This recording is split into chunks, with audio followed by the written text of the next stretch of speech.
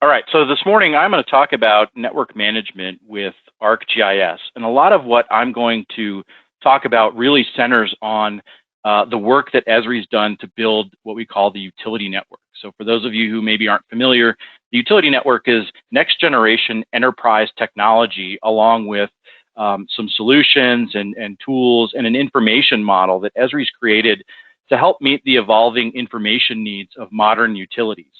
And so I want to dive in a little bit to that word right there, a modern utility. And what does a modern utility really look like? Well, modern utilities are fully integrated. They have information from multiple different business systems that they're pulling together and visualizing and analyzing through GIS. So CityWorks and Trimble customers have been doing this already for quite some time using ArcGIS and pulling together all of this information. Modern utilities manage very complex systems and networks. They remotely operate their devices and meters out in the distribution or in their treatment facilities, but they're all centrally controlled, and they have information models, and they have systems that are integrated to be able to do that. Modern utilities are operations focused. All utilities are operations focused, but they recognize the diverse opportunities for utilizing GIS within their business. And that includes asset management, as all of you are intimately familiar with, operations and planning, but also things like marketing and customer service. But becoming a modern utility presents a lot of challenges. This isn't an easy endeavor for utilities to take on. It involves real-world modeling, being able to accurately represent what's out in the built environment using their GIS. And that involves the creation of digital twins, bringing in hydraulic modeling, and really modeling and managing these complex assets. And that's where the utility network will come into play. And I'll talk a little bit more about that here in just a few minutes. Another challenge for utilities is field to office collaboration. It's very difficult sometimes to get information out into the field, into the hands of the right people when they need it, and then also difficult sometimes to capture that information that they're collecting in the field and bring it back into the office and make it usable and expose it to the other people or groups within the organization that need to use it. It's also difficult sometimes to manage tasks, right? Keeping track of who's out in the field, what they're doing, where they're at, and who's accessible, as well as the connectivity of everything, managing the network in real time and being able to monitor that information. And this often requires multiple system integration, bringing all of that rich information together through things like work management, asset tracking, and IoT integrations. And as I mentioned before, I think CityWorks and Trimble customers are very well positioned to be able to do this with their systems and using ArcGIS as a foundation for doing that. So I want to talk about the utility network, and this is really a modern approach for managing network assets. So the utility network has evolved over the last couple of years. It was introduced at 10.6, and it's evolved in the last couple of years. But it enables organizations to be able to do much more advanced modeling or representation of their network itself, being able to go down to the smallest level of detail that the organization chooses to. It also enables much better visualization and embedded analytical capabilities for taking advantage of things like subnetworks and being able to visualize maps along with schematic views. And then probably most importantly is that it exposes this information and the capabilities out to the broader organization and provides that access to anybody who needs it where they need it. When I talk about modeling assets in greater detail, I'm talking specifically about the information model and the ability to be able to really drive down into the smallest level of detail. And so for utilities, this is distribution and collection and conveyance systems in water. And it means that they can identify devices that are actually controllers out in the system and being able to monitor and set up the flow of a resource through the pipes, or the ability for that resource to be able to go through the individual pipes. And I'll talk a little bit more about that here in just a few minutes. as well as a connectivity model. So the connectivity model enables for a rule-based setup to be able to identify which pipes need to connect, where they need to connect, and how they need to connect, and really modeling the behavior of the network as it is out in the built environment. Part of this is also something that we call containment, and this provides the ability to set up devices and be able to get down into the smallest level of detail inside containers. An example of this might be something like a pump station in a water network. Previously, this would be represented as a point or a polygon on a map. Now we can actually go inside that pump station and model all of the inner workings and all of the detail that's inside of there, along with the assets. So this has a great implication for asset management and being able to now include those assets like the small fittings or the pumps and the motors that are inside of a pump station inside of asset management and inside of CityWorks. And so we support all of this through several different information models for all of the different utility sectors. So I work in the water sector, so these are the water examples, but we also have electric and gas and district heating and cooling available as well. The utility network also enables organizations to visualize data and answer much more sophisticated questions.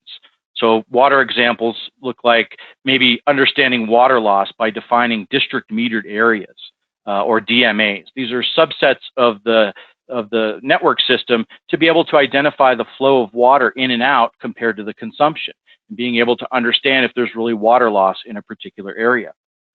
The utility network also provides the ability to look at these sub-networks by things like pressure zones and being able to summarize and understand the assets at that level compared to the whole system. The utility network also provides a framework for doing advanced analytical tracing and capabilities. So something like a valve isolation trace that would allow somebody to be able to understand which valves would need to be closed in order to isolate an area, maybe which hydrants would be out of service, and then ultimately which customers would be out of service as well. And really all of this lends itself to what we call coordinated operations. This is a big focus for Esri this year, as this is what organizations and utilities are really trying to achieve, is this bringing together information and being able to coordinate all of the activities and the operations. And this includes bringing in real-time information, operational data, as well as planning and design capability, being able to look at what did the network state look like previously, or what will it look like based on build-out. It also means dynamically capturing information in the field, being able to bring that information from the field to the office, and then likewise exchanging information from the office back out to the field. And all of this lends itself to increased field productivity by providing the right information and maps to the field crews and the groups out in the field when they need it to be able to make accurate and timely decisions. So I want to dive in a little bit to the anatomy of a utility network. And so if we look at, on the right-hand side, the enterprise geodatabase, this is really where the utility network lives. So the utility network lives inside an enterprise geodatabase, and this is what exposes out the database capabilities, the ability to edit and do versioning that we're used to against asset information. If we look at the middle here, it's really all built on ArcGIS Enterprise. So ArcGIS Enterprise is what enables that information from the database to be able to get out to users through desktop, web, and devices. We're all pretty familiar with the concept and the setup of WebGIS. But it's really the services on the left-hand side that make all of that possible. So the utility network has feature service capability, meaning users can view, query, and edit the data from any device wherever they need to. But it also provides the utility service capability, which provides the topology, the understanding of how things connect, along with that geoprocessing framework for being able to do complex tracing, not only in desktop, but also out in the field using web browsers or mobile devices. It also enables the rule-based editing and helps us with data integrity. So an example of that is somebody collects some assets out in the field, you can have rules that might auto-generate the asset IDs for that particular set of assets without having to go in and manually set those up. The utility network also features a versioning service. So this is really new. This is a departure from the traditional versioning that you might be used to. It uses something called branch versioning, which which is new, and it's all services based. And branch versioning allows for organizations to be able to roll back to any point in time and really understand what the network or what the data looked like at that point in time. And then lastly is network diagrams. This provides the ability for organizations to visualize not only their maps, but also schematic diagrams of the network and have that side by side and be able to work in one and see the updates in the other.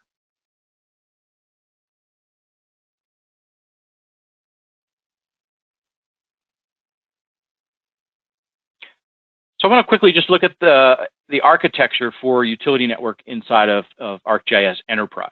So it requires a base deployment of ArcGIS Enterprise. I'm sure a lot of you are familiar with that. If you're not, it's a portal and the server and the data store and a couple of web adapters configured for access. But as I mentioned before, it also is built on using an enterprise geodatabase to serve out that information. And then it requires those services that I just talked about for the utility network. And we typically recommend that organizations stand this up on a separate but federated ArcGIS server. That way you can have some workload separation for your network activities versus serving out the rest of your maps and apps for your organization. All right, I want to shift gears just a little bit and talk about some data management solutions. So to make deploying the utility network much easier for organizations, our solutions department has released what we call these data management solutions. And there are really two different types of data management solutions. One, which is the enterprise data management solution, and the other is a hosted data management solution. And so the enterprise data management solution, as the name implies, uses ArcGIS Enterprise and enterprise geodatabases. And so that means that these are deployed within an organization's own environment, whether that's on-prem or in the cloud infrastructure. But these leverage the utility network. So these have the network capabilities and allow organizations to deploy the utility network. Now, these are a bit more complex and they take longer to deploy, but they're also highly customizable. And this is what enables that versioning capability that I talked about. This also enables organizations to localize their schema. So if they're working in different languages, you can pull down the data model and actually localize that. And these are generally more appropriate for mid to large sized utilities. However, that said, we do have some really good examples of smaller utilities that have deployed the utility network with a lot of success. Now, on the right-hand side is the hosted data management solutions. So the utility network may not be the perfect fit for all organizations, or they may not be ready to deploy a utility network. So we've released these data management solutions that can be used inside ArcGIS Online. And these are designed to be a fast start for small organizations. They take only a couple of minutes to deploy, and they're deployed in ArcGIS Online. So the distinction here is that these are simple features only and that they do not have any network capabilities. They also don't have any versioning capabilities because that's not enabled in ArcGIS Online. They do, however, include ArcGIS Pro projects for doing more precision type edits. So you can take advantage of map topology and snapping inside of Pro to ensure that all of the network assets are actually physically connected. And that really positions organizations pretty well for moving from that model into the utility network model when they're ready. The schema for both is very similar, so it's designed to be a much easier lift to go from the hosted into the enterprise. So I just want to take a quick peek at what it looks like to deploy some of these solutions. So here, deploying the data management for ArcGIS Enterprise.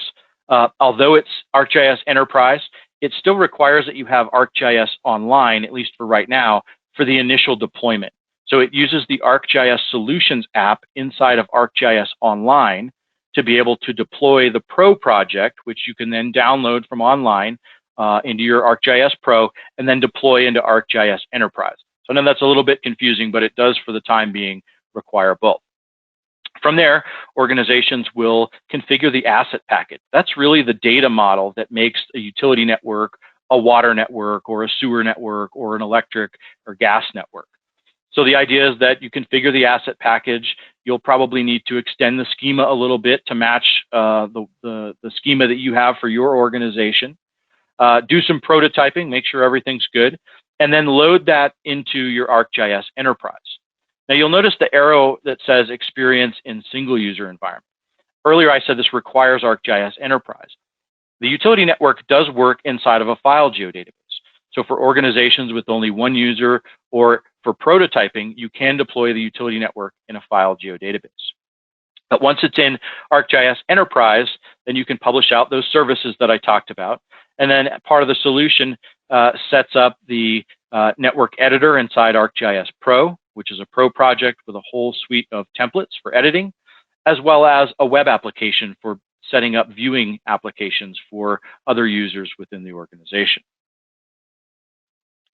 And then quickly, I want to just highlight deploying the data management for ArcGIS Online. So this deploys right in ArcGIS Online, again, using that ArcGIS Solutions app. There's a one step in there to set a spatial reference that you're going to work in, and then you deploy right to ArcGIS Online. So this deploys all of the data layers, the maps, and the groups, along with a whole suite of applications, which I show you here, all of the different apps. So the Pro Editing app, a web editor app, a viewing application, a dashboard. There's an app for managing map notes for making changes, as well as a couple of maps set up for ArcGIS field maps to be able to view or further collect assets. All right, so I know I threw a lot of information out there about the utility network. I wanted to just sort of explain a couple of the resources that are available. So Esri has professional services consulting. We can certainly help organizations to plan out their implementation. We can help with pilots or proof of concepts, as well as data migration workshops. And something that I really recommend is doing a data health check. That can help you understand what information might need to be changed, what errors might need to be corrected prior to moving into the utility network. We also have a whole suite of training. We've got instructor-led training courses specifically for the utility network, as well as self-paced web courses, learn tutorials in ArcGIS, white papers specific to the utility network, and then just a wealth of help documentation. And then lastly, and probably the most important, is Esri Partners. We have a vast partner network that can help with a lot of those same consulting services that I talked about, but also offer solutions built on the utility network. And so with our partners, they can achieve what we call the utility network specialty. This is a special designation that lets you know that they've been vetted by Esri and that they really know and understand the utility network. And there's a couple of different types of designations. They can be a service provider, so they can help you with the configuration, migration, and implementation, or they can be a solution provider, or both. But solution providers provide focused applications built on the utility network. And those organizations can also achieve the specialty designation in a specific industry. So they can be specifically in electric, gas, water, or they can be a combination of any of those. All right, so just wanted to share out some resources. If you're interested in learning more about the utility network, we've got some webinars that we've recorded in the past. We have a white paper specific to helping water utilities get started, but it also applies to other industries as well. A couple of training pathways. ArcGIS blogs are a really, really good way to get up to speed on some of the information. And then a story map that can help you really understand the business value of implementing a utility network and moving into this, sort of digital transformation into this digital world. So these resources are available in the handout that Cindy talked about. So you can click on the links in there and get access to all of these. So with that, I'm going to turn it back over to Cindy and hopefully answer a question or two.